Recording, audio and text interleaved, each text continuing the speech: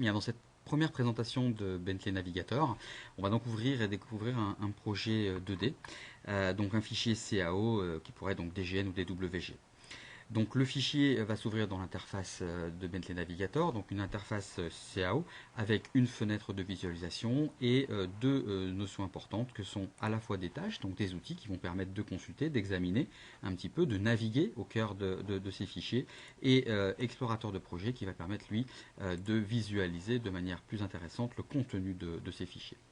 Alors, bien évidemment, comme tout outil de CAO, on va pouvoir zoomer sur le projet de manière interactive, se déplacer, le cas échéant, donc le long d'une rue, pourquoi pas suivre un réseau d'assainissement ou toute autre information, et afficher ou désafficher des éléments. Alors afficher ou désafficher des éléments, on peut au sein d'un fichier CAO, ce n'est pas toujours un simple seul document. Vous avez parfois ce qu'on appelle des espaces objets ou espaces papier dans AutoCAD, ou modèle dessin, modèle feuille. Dans Bentley Navigator, il est très facile de passer de l'un à l'autre de ces modèles. Il suffit juste de cliquer sur le menu déroulant pour passer, pourquoi pas, à la mise en plan, présentation du modèle au 200e, avec bien évidemment ici d'autres détails qui auraient pu être rajoutés, ou au modèle de la plan masse de la présentation au 500e, avec pourquoi pas ici une localisation du projet qui est un fichier PDF qui a été mis en référence, ou accéder directement donc à l'espace dessin où on a véritablement le vrai dessin, là où le projeteur travaille.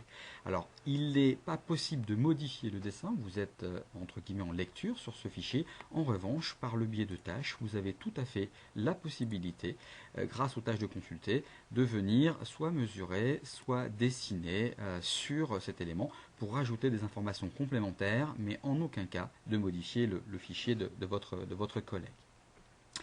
Sur ce fichier, bien évidemment, lorsque l'on analyse, on va revenir dans l'explorateur de projet, vous avez un ensemble de calques qui peuvent être affichés.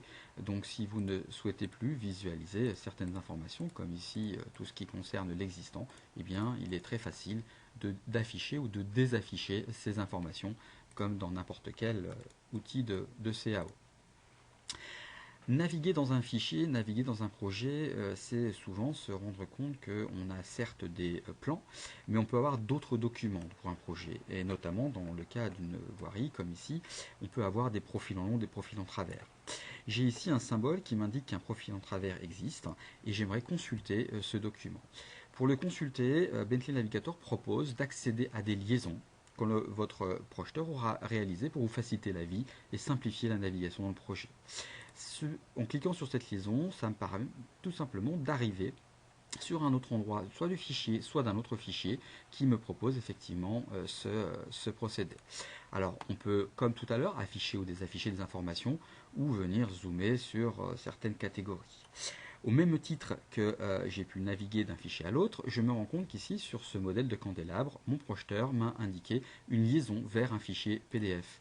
Et bien, ce fichier PDF, c'est tout simplement le lien vers le modèle qu'il a choisi, qu'il a pensé mettre comme projet, on va dire comme candélabre dans votre projet. Alors ici, il s'agit d'un modèle Kali, et lorsque je regarde le dessin, je me rends compte que, c'est étonnant, ce dessin ne semble pas correspondre tout à fait au modèle. Donc si j'ai, que ce soit sur le plan ou que ce soit sur le profil en travers, vu quelques erreurs, eh bien il est tout à fait possible, par le biais donc des tâches, et en particulier de la tâche examiner, de venir lui indiquer certaines erreurs. Donc soit des erreurs parce que j'aurais mesuré une distance qui me paraîtrait incongrue, soit éventuellement des erreurs parce qu'effectivement, là je dis, le modèle ne correspond pas tout à fait à celui indiqué. Pour indiquer cette erreur, je vais utiliser un outil qui s'appelle créer un marquage, positionner ce marquage sur mon élément.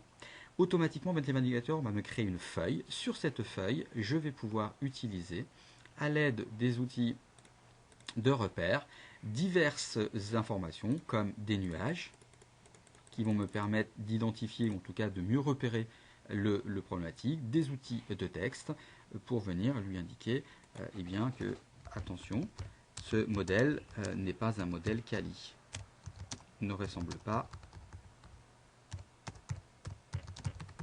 au PDF. Voilà, donc il y a certainement une erreur. Est-ce que cette erreur est importante ou grave? Ce n'est bien évidemment pas important, mais toujours est-il qu'il est intéressant de le signaler.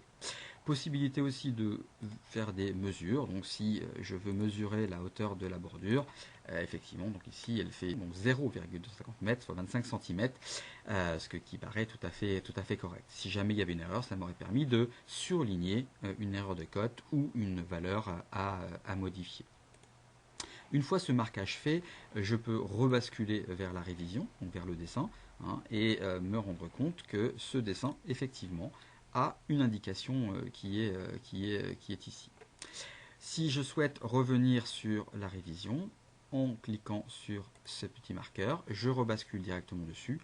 Et si je souhaite le diffuser, soit je suis dans un monde de Bentley, c'est-à-dire que mes projeteurs ont des outils MicroStation PowerDraft, ils pourront donc dans ce cas visualiser directement les remarques depuis leur outil de plateforme CAO, soit c'est un autre logiciel, que ce soit AutoCAD, Mensura, Covadis, peu importe, qui a généré ce projet au format DWG ou autre, et je vais pouvoir indiquer au projeteur qu'il a fait quelques erreurs, tout simplement en diffusant très facilement et très rapidement les erreurs au format PDF.